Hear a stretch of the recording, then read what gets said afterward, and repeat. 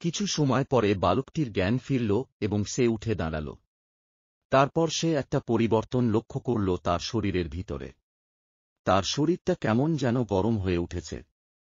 সে ভাবতে লাগল যে এটা তার সঙ্গে কি হচ্ছে, কেন হচ্ছে।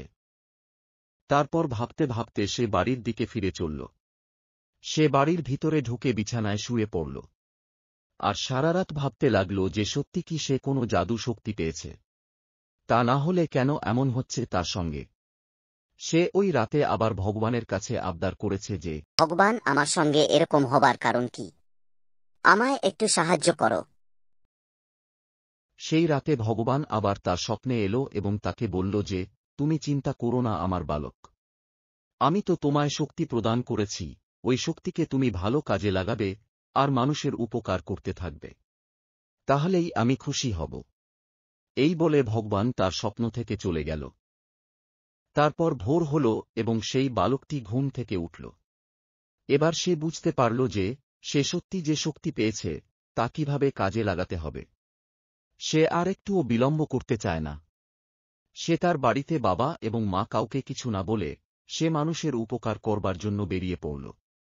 প্রথমে সে নিজের গ্রামের মানুষদের উপকার করবে বলে মন স্থির করল, কারণ সে জানত যে তার গ্রামে সর্বপ্রথম কার উপকারের প্রয়োজন আছে। তাই সে প্রথমে গেল তার গ্রামের ওই লোকটির কাছে।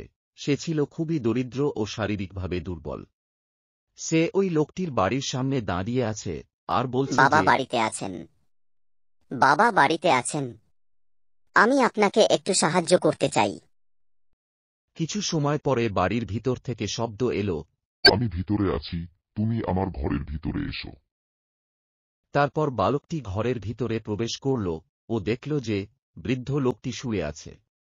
তারপর সে তার জাদু শক্তি দিয়ে বৃদ্ধ লোকটিকে সুস্থ করে তুলল এবং কিছু অর্থ প্রদান করল।